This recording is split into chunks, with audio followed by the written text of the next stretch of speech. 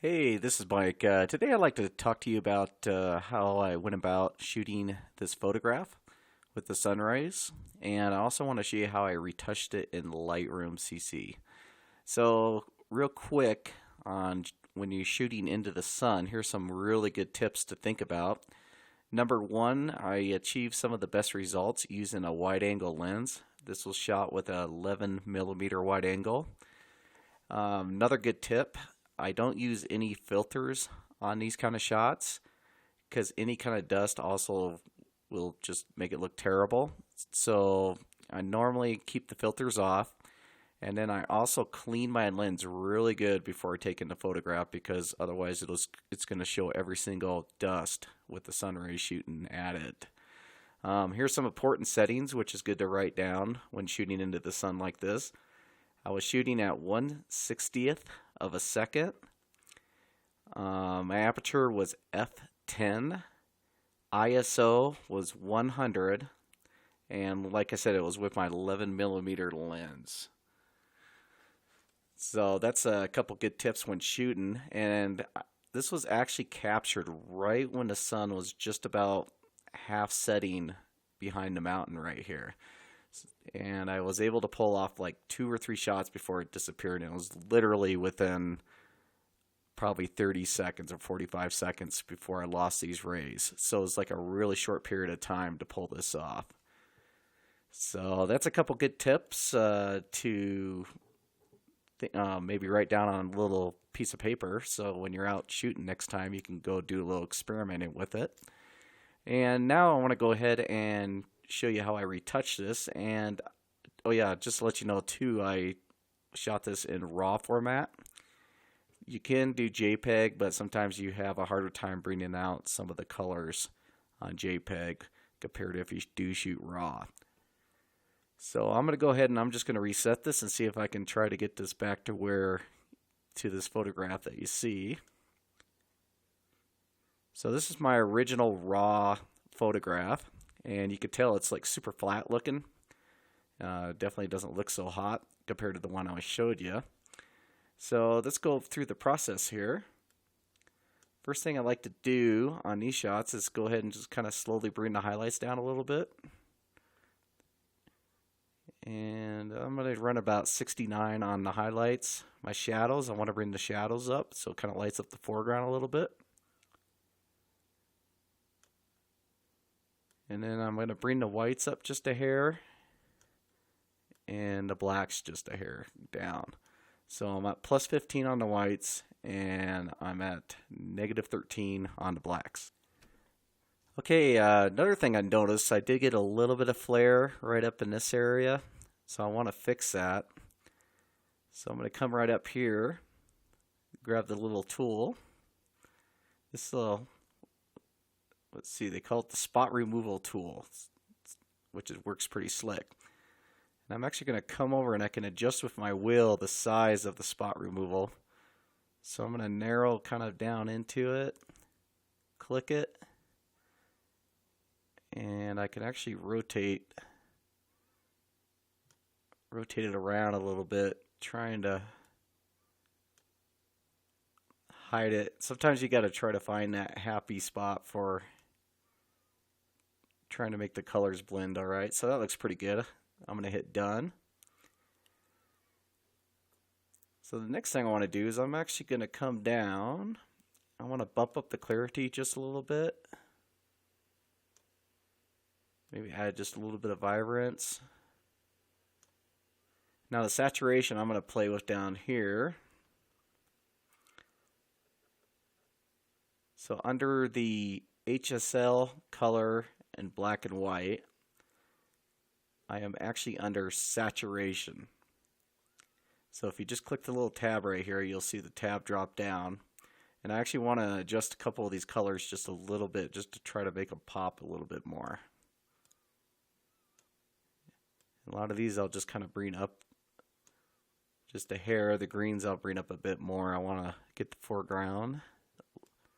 Add a little bit of blue. I want to get the sky a little darker, so I'll add a little bit more blue, a little purple.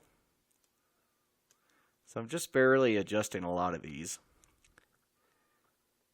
Split toning, I think I'm going to pass on this photograph.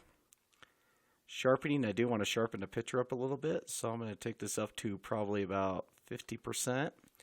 And then I'm going to click on the masking, and I'm going to hold my Option key down on my Mac. If you on a PC, I'm pretty sure it's your Control key. So I'm going to hold down my Option key, and I'm going to click on masking. And I'm just going to run this to the right, and anything in dark black, I'm not sharpening. Noise reduction, I will add just a little bit. Maybe go about 20.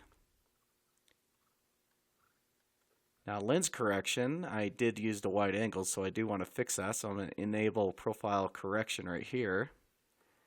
And since this is an aftermarket lens, it doesn't recognize it, so I got to go under profile, click on lens profile, and I need to find a lens I was using.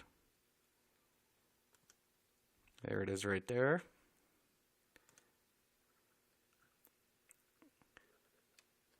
Under highlight priority, I always like to bring this down just a little bit around the edges. Kind of helps light up the picture. I mean, it kind of puts the focus more in the center. Dehaze, I always like to add just a little bit of dehaze. Okay, now for the magic. The magic, you gotta love that, right? So anyways, what we're gonna do is we're gonna go to my radial filter. I want to bring the exposure up a little bit. And one thing you want to make sure it is checked is make sure your invert mask right here is checked. Very important for this little effect I'm going to do here. So now what I want to do is I'm going to come right over these flowers right here, and I'm just going to kind of left click, and I'm going to spread out the radial filter here. And I can adjust the angle of it just by kind of going up around the corners. Let me move it into position here a little bit, and then what I want to do is I'm going to raise up the exposure just a little bit, and I'm also going to take the clarity up a little bit. Kind of helps make the flowers pop a little bit. Now I want to do the same thing up here. Once again, I'm going to kind of make a little bigger radial filter. Kind of bump the exposure a little bit, and then I want to add a little bit down here, another one. This is kind of a neat little trick for really making your pictures pop sometimes. And I like to try to do it ever so subtle where it doesn't look too out of the ordinary.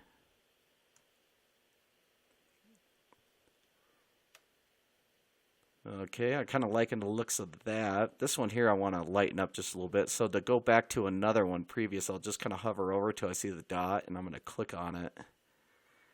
And by clicking on it, I have the option of going and re-brighten it up just a hair more. Okay, I'm kind of liking that. I think just a couple things. I might add just a little more saturation on this picture. And I want to make the sky just pop just a hair more. So what I'm going to do up here is I'm going to grab the gradual filter, click on it once. I'm going to come over here and I'm just going to add it to the sky. This time I'm going to take the exposure down just a hair. I went about -19 on that one, and I want to bring the clarity up a little bit, just to try to make the sky pop just a little bit more. And then I think I'm just going to bring the overall exposure on this picture up just a little bit more.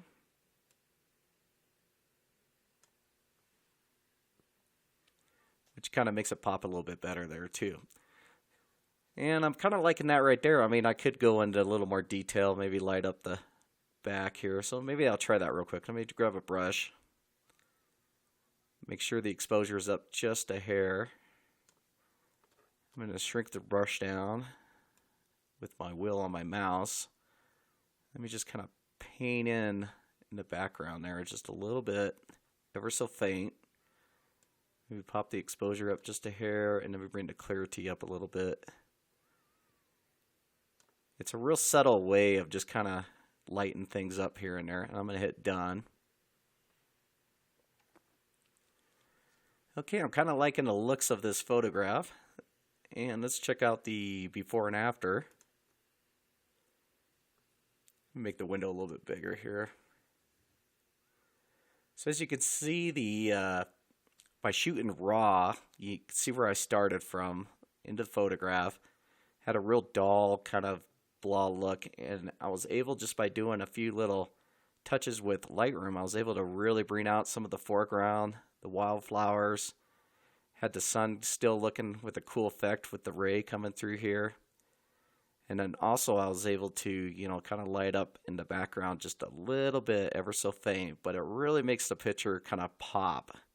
You know, it's kind of a neat way of doing stuff. And I realize a lot of times when I just take a few minutes and really try to bring the colors out on my photographs that, you know, I seem to get a lot of really good responses with it, and people really enjoy, you know, these kind of photographs I do. So I kind of wanted to share with you a couple little secrets on how I go about shooting these kind of photographs, which you don't see a lot of people doing out there, because it is kind of a tricky thing to do, and to retouch them, and then just trying to get that sun angle a lot of times can be real tricky. And one trick I did do is I actually almost laid down right here to get really low, and I got it really close to these flowers just to try to really bring in the subject in that much better. So anyways, I hope this helped you guys out, and if it did, definitely hit that like button on this video and subscribe to my online photography academy channel if you haven't done so yet on YouTube. I got a lot of really cool videos coming down the pipeline here. This is just a little, you know, kind of intro type video compared to the ones that I do have coming down the pipeline, where I'm going to go into real deep detail on some of the photographs and how I go about them. Also, make sure you check out every Sunday, where I have a new video posted on different stories and kind of like a movie almost kind of format, where I tell the story behind my photographs. It's kind of pretty cool. I already got a couple posted. If you haven't seen them yet, definitely go to my channel and check out those videos too. So anyways, I hope this helped you out, and you have yourself a really good day, and definitely get out there and try to do some of these types of photographs that are pretty cool to try to pull off, and you definitely get some pretty amazing responses when you do. So, all right, you have a good one. We'll catch you on the next video.